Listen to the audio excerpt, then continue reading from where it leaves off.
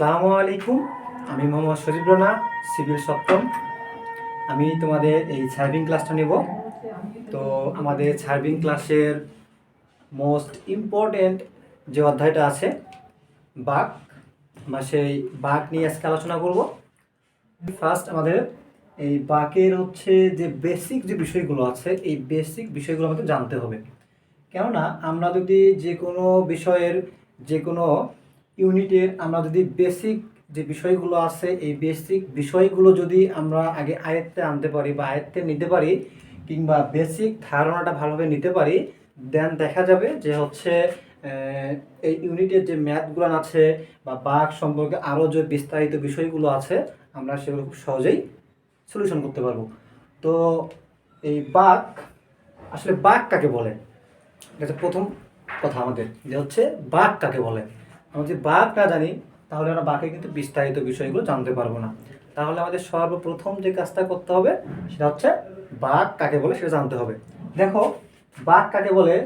বাক হচ্ছে কৌণিকভাবে মিলিত দুটি সরল রেখাকে বৃত্তাকার কিংবা অধিবৃত্তাকার চাপে সংযোগ দিলে রেখা দুটি চাপের প্রারম্ভ মানে শুরু এবং সমাপ্ত বিন্দুতে যে স্পর্শক তৈরি হয় তাকেই মূলত বলা হয় বাক। দেখো,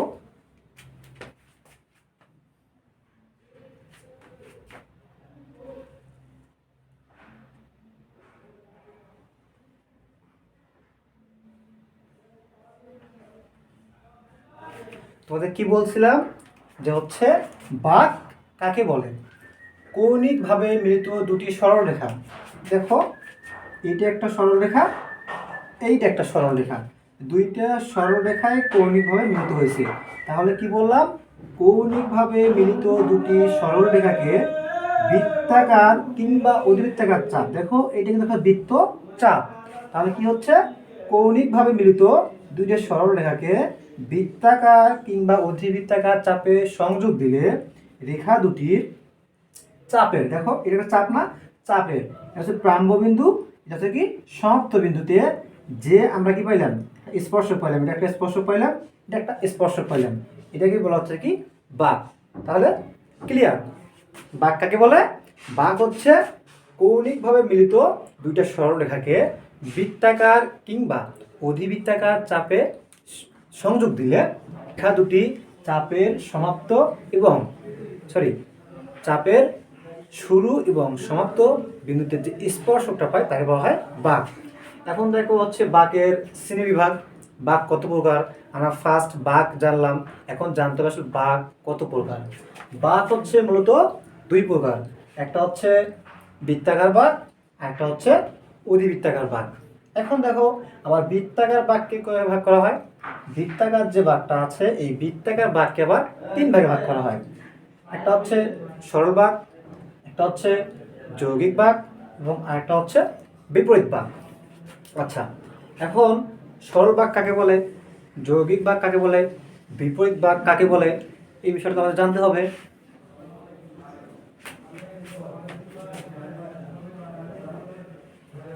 তাহলে দেখো, আমরা সর্বপ্রথম যে বিষয়টা লক্ষ্য করব সেটা হচ্ছে সরল বাক কাকে বলে। আসলে বাকের যে সংজ্ঞা এবং সরল বাকের যে সংখ্যা একই, সংখ্যা যেটা আছে একই। দেখো,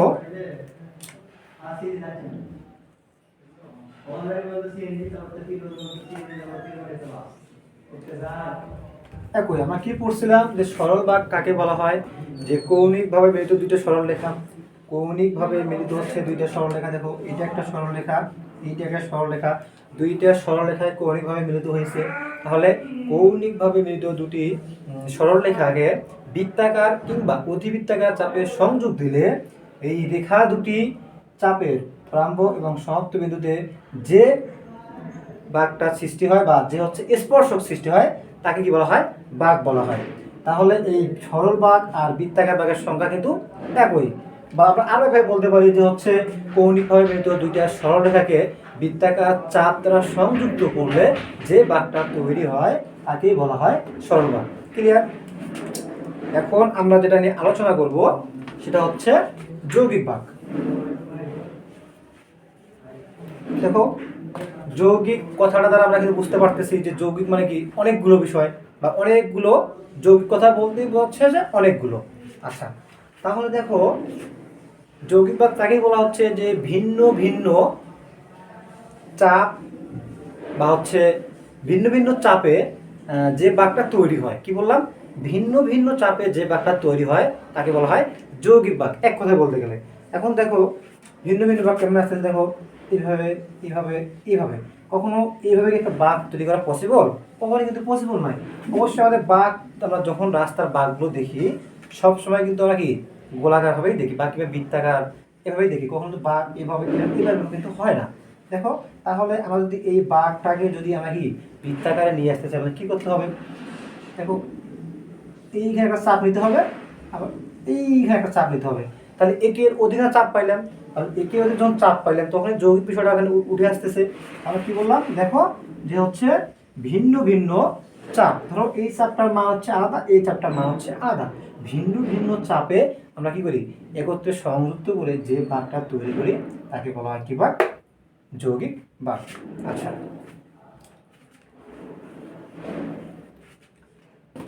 আরেকটা বিষয় আছে, সেটা হলো কি বিপরীত বাঁক।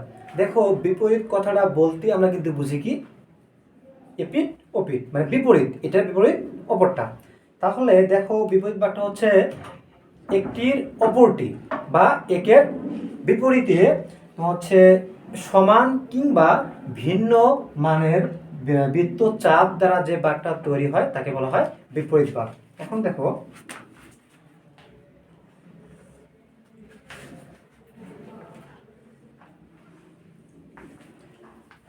বাঁক কি কখনো এভাবে পসিবল? কখনো কিন্তু পসিবল নয়। তাহলে আমাদের কি করতে হবে? বৃত্তাকার আকার আমাদের বাঁকটা নিয়ে আসতে হবে। দেখো কেমনে নিয়ে আসবো, দেখো এইটার বিপরীত এইটা, আমরা যদি এইটাকে নিয়ে আসতে চাই দেখো তো এভাবে নিয়ে আসতে পারি না?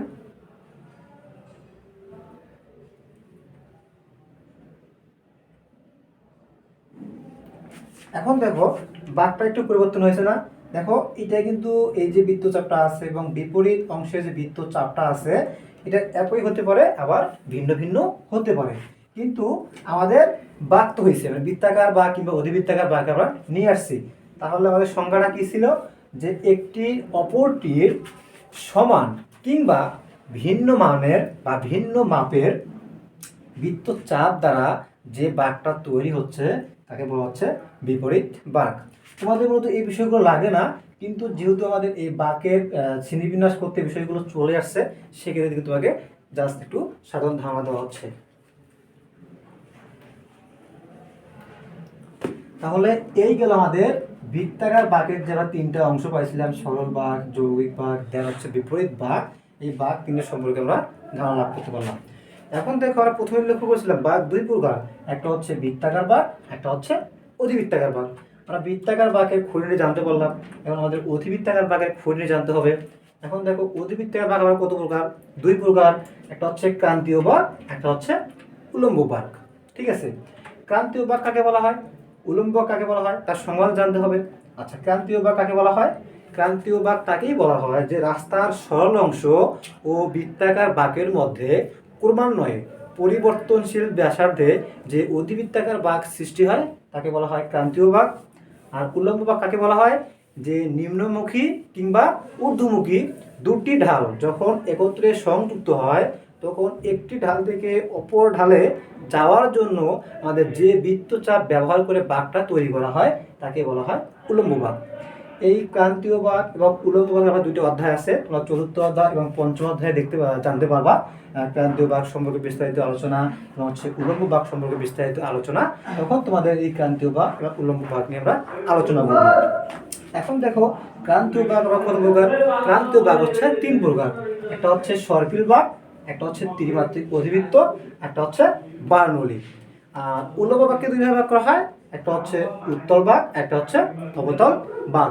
এই টোটাল যে বিষয়টা আমরা লক্ষ্য করতে পারলাম, দেখো এই যে সম্পূর্ণটা বিষয় একটা বাঁক একটা সার্কেল বা শ্রেণী বিভাগ। কিভাবে আসলে বিষয়গুলো আমরা বুঝতে পারলাম?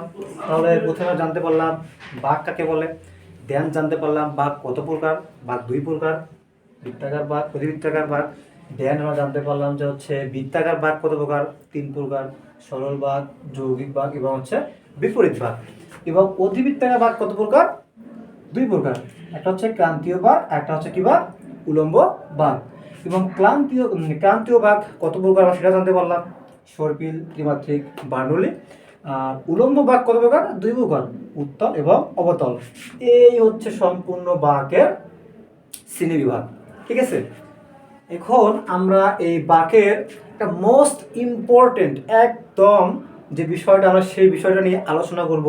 যে বিষয়টা তোমরা যদি বেসিকটা ভালোভাবে নিতে পারো বা হচ্ছে বেসিকটা সম্পর্কে ভালোভাবে তোমরা বুঝতে পারো, তাহলে এই বাঁক অধ্যায়ে আমাদের যতগুলো ম্যাথ আছে খুব সহজেই একদম সিম্পলি তোমরা কি করতে পারবা? সলিউশন করতে পারবা। আর যদি এখন আমরা যে বিষয়টা তোমাকে বোঝাবো আমি তোমাকে, তোমরা যদি এই বিষয়টা ভালোভাবে বুঝতে না পারো, তাহলে তোমরা ম্যাথ করতে গিয়ে এলোমেলো হয়ে যাবা।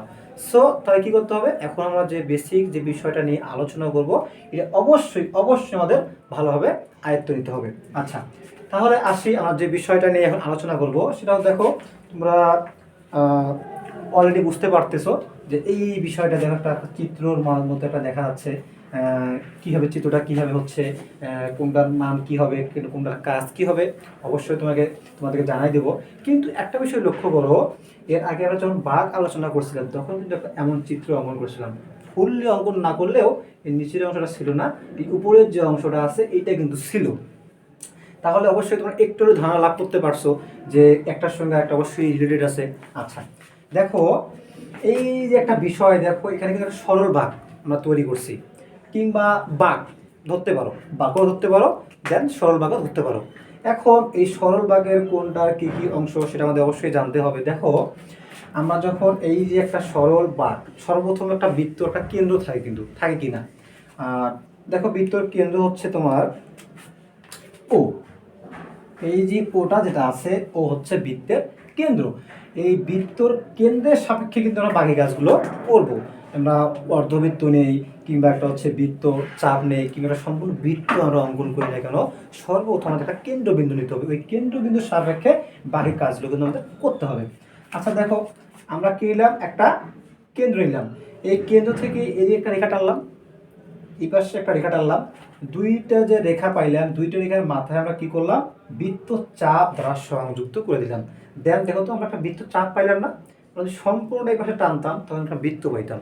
আমরা সম্পূর্ণ অংশটা না এঁকে শুধু একটু অংশ বৃত্ত চাপ নিয়ে একটা অংশ অঙ্কন করলাম। আচ্ছা, তাহলে একটা বৃত্ত চাপকে তারা পেয়ে গেলাম।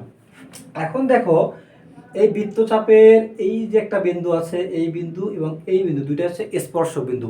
এই যে এ বিন্দুটা যেটা আছে, এই এ বিন্দুকে বলা হয় স্পর্শক, মানে ফার্স্ট বা প্রথম স্পর্শক বিন্দু।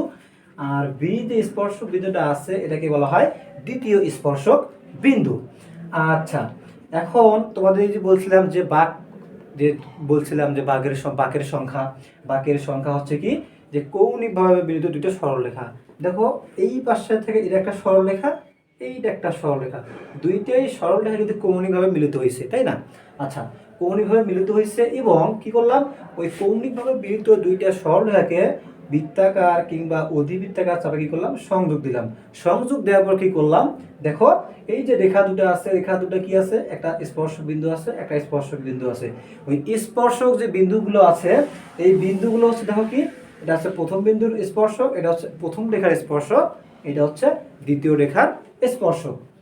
আচ্ছা, তাহলে কি বললাম? সংখ্যা আমরা কি করছিলাম? সংখ্যা তোমাদের মনে আছে কিনা আবার বলি, যে হচ্ছে কৌণিকভাবে মিলিত দুইটা সরল রেখাকে বৃত্তাকার কিংবা অধিবৃত্তাকার চাপে সংযোগ দিলে রেখা দুটি চাপের, এটা চাপ না, দেখো রেখা দুটি চাপের প্রারম্ভ মানে শুরুর বিন্দু এবং সমাপ্ত এবং শেষ বিন্দু দিয়ে কি হয়? যে স্পর্শকটা পাই। দেখো এটা একটা স্পর্শক পাইছি, এটা একটা স্পর্শক পাইছি, পাওয়ার পরেও দেখা বাঁক হয়েছে না, এটা হচ্ছে বাঁক। এখন দেখো এই বাঁকের ক্ষেত্রে এই যে আমরা রেখাটা পাইতেছি, যে রেখাটা দেখো, এটা যদি হয় কি প্রথম স্পর্শক বিন্দু, তাহলে এই রেখাটাও কি হবে? প্রথম স্পর্শক রেখা। আর এই যে বিন্দুটা আছে, এই বিন্দুটা যদি আমাদের প্রথম স্পর্শক বিন্দু হয়, তাহলে এই রেখাটা কি হবে? দেখো দেওয়া আছে স্পর্শক রেখা, দ্বিতীয় স্পর্শক রেখা। এখন দেখো এটা একটা স্পর্শক রেখা, এটা একটা স্পর্শক রেখা, দুটো স্পর্শক রেখা কিন্তু একটা জায়গায় মিলিত হয়েছে। মিলিত পয়েন্টটা হচ্ছে কি, এটা হচ্ছে মিলিত পয়েন্ট। দেখো তাহলে এটা কি হচ্ছে? এখানে ছেদ করছে, তাই কি না? আচ্ছা, যেখানে ছেদ করছে এখানে কি ছেদবিন্দু, দুইটা রেখা দেখো, এইটা একটা রেখা, এইটা একটা রেখা, দুইটা রেখা যে বিন্দুতে দিকে ছেদ করলো, এই বিন্দুটা কি ছেদ বিন্দু না? আচ্ছা, ঠিক তেমনি এইটাও, এটা হচ্ছে ছেদ বিন্দু। এখন দেখো ছেদ বিন্দুর একটা কোণ পাইছি না, দেখো এবার সে এখানে যা এখানে মিলিত হয়েছে, এবার সে এখানে এখানে মিলিত হয়েছে, এখানে একটা ছেদ বিন্দু পাইছি, সাথে কোনো কিন্তু কোণও পাইছি। তাহলে দেখো দুইটা রেখা ছেদ বিন্দুতে যে কোণটা উৎপন্ন করলো তাকে বলা হয় কি কোণ? ছেদ কোণ। আর ছেদ কোণকে কিতে প্রকাশ করা হয়? ছেদ কোণকে অলওয়েজ থিটা দ্বারা প্রকাশ করা হয়। আরেকটা আছে প্রতিসরণ কোণ। দেখো প্রতিসরণ কোণ কাকে বলা হয়? প্রতিসরণ কোণ তাকেই বলা হয় যে প্রথম স্পর্শক রেখা, এটা হচ্ছে বর্ধিত অংশের সাথে দ্বিতীয় স্পর্শক রেখা মিলিত হয়ে বাইরের দিকে যে কোণটা উৎপন্ন করে বা যে কোণটা তৈরি করে তাকে বলা হয় প্রতিসরণ কোণ। দেখো কি বললাম, প্রতিসরণ কোণ কাকে বলে? প্রথম স্পর্শক রেখা, এই রেখাটা হচ্ছে প্রথম স্পর্শক রেখা, প্রথম স্পর্শ রেখা বর্ধিতা অংশের সাথে তৃতীয় স্পর্শক রেখা মিলিত হয়ে বাইরের দিকে, বাইরের অংশ, বাইরের দিকে যে কোণটা উৎপন্ন করলো তাকে বলা হয় প্রতিসরণ কোণ। আর প্রতিসরণ কোণকে কিতে প্রকাশ করা হয়? প্রতিসরণ কোণকে ফাই দ্বারা প্রকাশ করা হয়। ক্লিয়ার? তাহলে আমরা ছেদ কোণ পাইলাম, ছেদ বিন্দু পাইলাম, প্রতিসরণ কোণও পাইলাম, দেন এই সংজ্ঞাটাও আমরা পেয়ে গেলাম। এখন আরেকটা বিষয় আছে যে হচ্ছে এই যে বিষয়টা দেখো, এইখান থেকে শুরু করে এইখান পর্যন্ত দেখো দুইটা অংশ আছে। একটা কি অংশ আছে দেখো, একটা আছে ই এবং সি অংশ, আরেকটা আছে সি এবং কি অংশ? এফ অংশ। এই দুইটা অংশকে কি বলে তাহলে জানতে হবে। আচ্ছা, এই যে দুইটা অংশ দেখতে পাইতেছি, তোমরা অলরেডি দেখতে পাইতেছো, আমি লিখে দিয়েছি যে হচ্ছে একটা হচ্ছে ভার সাইন আর একটা হচ্ছে বাঁকের গভীরতা। এখন হচ্ছে বলো, মূল যে বিষয়টা সেটা হচ্ছে বাঁকের গভীরতা কোণ থেকে কোন অংশটুকু, আর হচ্ছে ভার সাইন কোন জায়গা থেকে কোন জায়গা পর্যন্ত। দেখো এখানে দিছি যে তোমার হচ্ছে ই থেকে শুরু করে তোমার হচ্ছে সি পর্যন্ত, এটা হচ্ছে কি ভার সাইন। আর সি থেকে শুরু করে এফ পর্যন্ত যে অংশটুকু, এটা হবে বাঁকের গভীরতা। দেখো আমরা যখন ম্যাথ করতে যাব তখন কিন্তু আমাদের ওই ম্যাথের মধ্যে বলবে যে ভার সাইন নির্ণয় করো, কিংবা হচ্ছে বাঁকের গভীরতা নির্ণয় করো, বা হচ্ছে প্রথম ছেদ কোণের মান নির্ণয় করো। হ্যাঁ, এই বিষয়গুলো আমাদের লাগবে, এবং এই প্রত্যেকটা বিষয় বের করার জন্য আমাদের আলাদা আলাদা সূত্র আছে। আমরা অবশ্যই নেক্সট ক্লাসে এই সূত্রগুলো সম্পর্কে আলোচনা করব, দেন আমরা ম্যাথ করব। এখন শুধু তোমাদের যে বিষয়টা সেটা হচ্ছে বুঝতে হবে যে কোন অংশটুকু ভার সাইন, কোন অংশটুকু বাঁকের গভীরতা, কোন অংশটুকু ছেদ কোণ, কোনটা প্রথম স্পর্শক বিন্দু, কোনটা দ্বিতীয় স্পর্শক বিন্দু, কোনটা প্রথম স্পর্শক রেখা, কোনটা দ্বিতীয় স্পর্শক রেখা। এই বিষয়গুলো তোমাদের এখন মাথায় রাখতে হবে। দেন ওই বিষয়গুলো আমরা সূত্র মুখস্থ করব বা সূত্র জানবো, দেন আমরা ওই অনুপাতে ম্যাথ করব। আচ্ছা, এখন যে বিষয়টা আছে সেটা হচ্ছে যে এই যে একটা বিষয় লিখছি, দেখো লিখে নিচে লিখছি যে হচ্ছে degree of curve. Degree of curve কাকে বলে? এই ডিগ্রি অফ কার্ভও কিন্তু আমাদের অনেক সময় ম্যাথের মধ্যে চাইবে। এখন দেখো ডিগ্রি অফ কার্ভ কাকে বলা হয়? ডিগ্রি অফ কার্ভ তাকেই বলা হয় যে হচ্ছে এই যে বাঁকের 30 ডিগ্রি কোণে, কি বললাম, বাঁকের 30 মিটার, বাঁকের 30 মিটারে কেন্দ্রে যত ডিগ্রি কোণ উৎপন্ন করে তাকে ডিগ্রি অফ কার্ভ বলা হয়। কি বললাম? বাঁকের 30 মিটার যায়। দেখো তো এইখান থেকে শুরু করে এইটা সম্পূর্ণ একটা বৃত্ত, কি একটা বৃত্ত চাপ নিছি। এখন আমরা এইখান থেকে শুরু করে এইখান পর্যন্ত কি করলাম, একটা বৃত্ত, একটা জ্যা, একটা অংশ আমরা কেটে নিলাম। ধরলাম এইখান থেকে এইখান যে মানটা আছে, মানে যে দূরত্ব, সেটা হচ্ছে 30 মিটার। কত মিটার? 30 মিটার। তার সংখ্যাতে আমি কি বলছিলাম যে হচ্ছে বাঁকের 30 মিটার জ্যা, এখান থেকে শুরু করে এইখান পর্যন্ত বাঁকের 30 মিটার জ্যা, এই যে কেন্দ্রে এই যে যতটুকু কোণ উৎপন্ন করলো তাকে ডিগ্রি অফ কার্ভ বলা হয়। বুঝতে পারছো বিষয়টা? আবার বলতেছি, দেখো ডিগ্রি অফ কার্ভ কাকে বলা হয়? বাঁকের 30 মিটার জ্যা কেন্দ্রে যত ডিগ্রি কোণ উৎপন্ন করে তাকে বলা হয় ডিগ্রি অফ কার্ভ। সে ধরো এই যে বাঁকের 30 মিটার জ্যা কেন্দ্রে ডি পরিমাণ কোণ উৎপন্ন করলো, ঠিক আছে, তাকে আমরা কি বলবো? ডিগ্রি অফ কার্ভ বলা হয়। সেক্ষেত্রে ডিগ্রি অফ কার্ভকে কি দিয়ে প্রকাশ করা হচ্ছে? ডিগ্রি অফ কার্ভকে ডি দ্বারা প্রকাশ করা হচ্ছে। আচ্ছা, আমি আশা করি তোমরা হচ্ছে যে বিষয়টুকু তোমাদেরকে বললাম বাক সম্পর্কে, তারপর হচ্ছে বাকের কোন অংশটাকে কি বলা হচ্ছে, তারপর হচ্ছে কীভাবে সংজ্ঞাগুলো আসতেছে চিত্রের মাধ্যমে তোমাদের আমি হাতের দ্বারা তোমাদের বিষয়গুলো বুঝাই দিলাম। আশা করি তোমরা সম্পূর্ণ বিষয়টা বুঝতে পারছো। আবারও তোমাদের রিপিট করছি, দেখো এইটা সম্পূর্ণ চিত্র। এই চিত্রের মধ্যে এটা হচ্ছে প্রথম স্পর্শক বিন্দু, এটা কি দ্বিতীয় স্পর্শক বিন্দু, এটা হচ্ছে প্রথম স্পর্শক রেখা, এটা হচ্ছে কি দ্বিতীয় স্পর্শক রেখা। দুইটা স্পর্শক রেখা বা কৌণিকভাবে মিলিত দুইটা রেখা যখন মিলিত হলো, যে জায়গায় মিলিত হলো বা ছেদ করলো, এটা হচ্ছে কি ছেদবিন্দু। এবং ছেদবিন্দুতে দুইটা রেখার যে কোণটা উৎপন্ন করলো বা তৈরি করলো সেটা কি ছেদ কোণ। এবং বাইরের দিকে প্রথম স্পর্শক রেখার বর্ধিত অংশের সাথে দ্বিতীয় স্পর্শক রেখা বহির বাইরের দিকে যে কোণটা উৎপন্ন করলো তাকে বলা হয় প্রতিসরণ কোণ। প্রতিসরণ কোণকে থিটা ফাই দ্বারা প্রকাশ করা হয় এবং হচ্ছে ছেদ কোণকে থিটা দ্বারা প্রকাশ করা হয়। সেই বিষয়গুলো তোমাকে বুঝাই দিলাম। দেন হচ্ছে কোন অংশটাকে ভার সাইন বলা হচ্ছে সেটা বুঝাই দিলাম। কোন অংশটাকে বাকের গভীরতা বোঝাচ্ছে সেটা বুঝাই দিলাম। দেন হচ্ছে ডিগ্রি অফ কার্ভ কাকে বলা হয় সেটা বুঝাই দিলাম, যে ডিগ্রি অফ কার্ভ কাকে বলা হয়। দেখো এই বিষয়টা একটু ক্রিটিক্যাল, বাট চিত্রের মাধ্যমে তোমাকে হাত হিসাবে বোঝা দিচ্ছি যে কি বললাম, বাকের 30 মিটার জ্যা, এটা একটা জ্যা না, এটা একটা বৃত্ত চাপ হয়, বৃত্ত চাপে যদি আমরা কেটে নিই তাহলে এটা একটা জ্যা।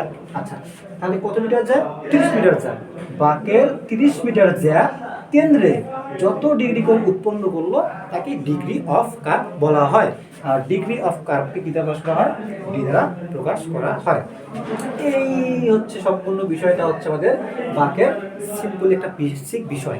এই বেসিক বিষয়টা যদি আমরা সবাই ভালোভাবে জানতে পারি বা আমি তোমাদেরকে যেভাবে বিষয়গুলো বুঝাইলাম তোমরা যদি বুঝতে পারো তাহলে ম্যাথ তোমাদের একদম পানি মনে হবে। আর যদি এই যে বেসিক বিষয়টা তোমাদেরকে বোঝালাম এটা যদি তোমরা ভালোভাবে আয়ত্তে নিতে না পারো তখন কিন্তু ম্যাথ তোমার কাছে এলোমেলো হয়ে যাবে। সো আমাকে কী করতে হবে? অবশ্যই এই বেসিক বিষয়টা ভালোভাবে জানতে হবে। তো আজকে আমাদের এই ফার্স্ট ক্লাসে এই ছিল তোমাদের হচ্ছে বাক সম্পর্কে বেসিক বিষয়। আমরা সেকেন্ড ক্লাসে কি করব, এই বাক সম্পর্কে যে সূত্রগুলো আছে এই অংশ অনুযায়ী সেই সূত্রগুলো সম্পর্কে আলোচনা করব, দেন আমরা ম্যাথ করব। ধন্যবাদ সবাইকে। আসসালামু আলাইকুম।